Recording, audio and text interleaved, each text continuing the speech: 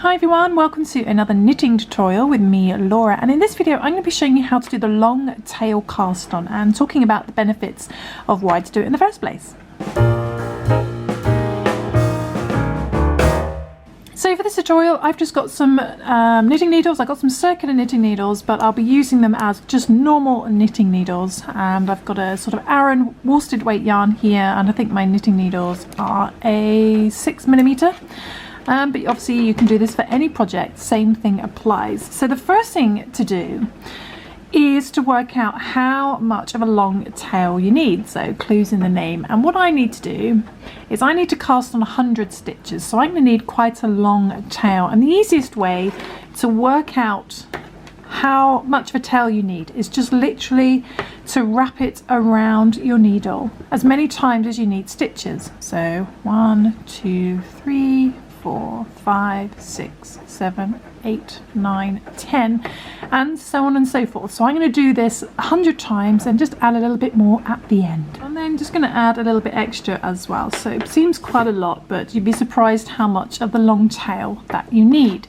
So once you've worked out how much of the long tail you need, let's start with the cast on. So let's get our knitting needles. Okay, so I've got my long tail here and I've got my ball of yarn at this end. So where they meet, where you stopped, we're just going to work a little slip knot. So to do a slip knot, we're just going to wrap it around our fingers, cross it over at the top. Okay, so wrap it around your fingers, cross it over at the top.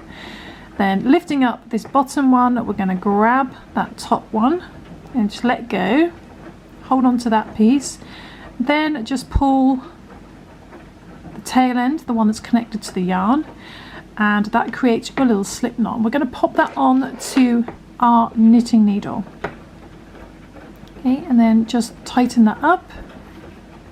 Okay, and then what we want to do is I'm going to swap sides. So I'm going to put the tail end this side to my left, and I'm going to prop my ball of yarn to the right hand side. Okay, so once you've got your slip knot on your knitting needle, what we want to do is we want to grab the yarn. So we're just going to grab both of these ends together. We're just going to hold them with these sort of two fingers here, okay?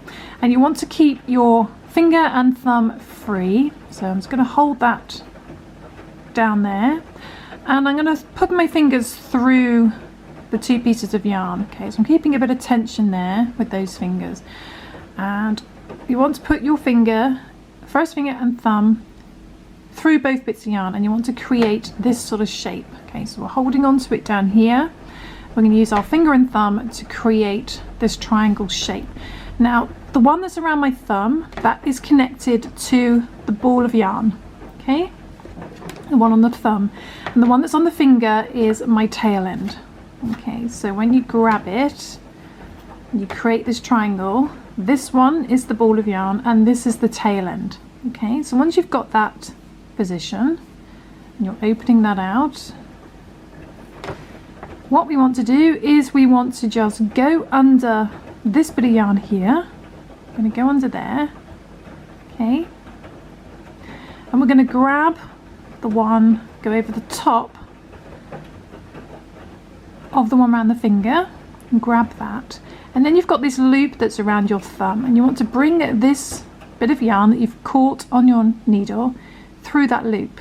So you're going to bring it through that loop, and then you just let go, and then just pull the working yarn that's connected to the ball, pull that, and that's your first cast on stitch.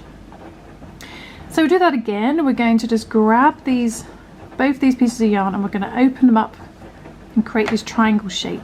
Okay, so tail end is around the finger, this one here, and the ball of yarn is around my thumb.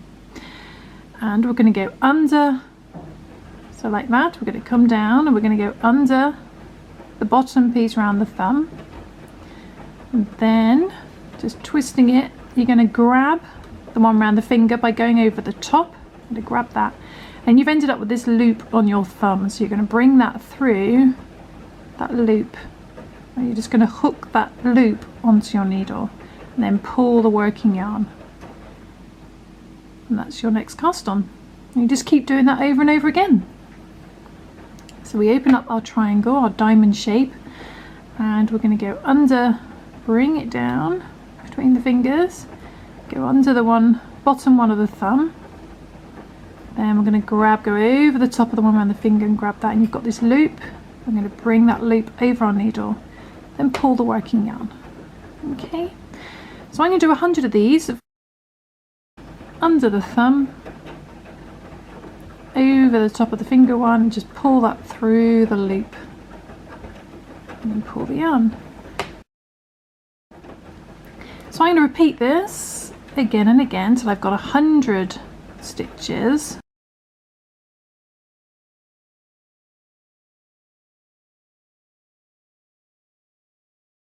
But there we go, that's how you do the long tail cast on. This is your tail end, and that stays over the finger, and then I grab the working yarn over my thumb, open up this diamond shape, get under the thumb, the bottom one of the thumb, bring that up over your needle, then we're going to go over the top of the one around the finger, grab that, and that stays on your needle. Then you've got this loop that's around your thumb, you're going to bring that through your needle, through the loop, and then let go and just pull the working yarn, and that's it. That's how you do the long tail cast on. And the benefits of the long tail cast on is a much neater finish, and it's a much springier finish, and as you work your pattern, the rest of your knitting, you will see just how much of a neat edge it has created. It's created all these beautiful stitches at the bottom, so you don't get all those little like loopy bits. And yeah, it's a much nicer way of casting on, and I think once you've learnt it, you'll probably never go back to the other ways. So there we go, that's how to do the long tail cast on, and join me in my next video where I will be showing you how to do the easy fisherman's rib. Thanks for watching. And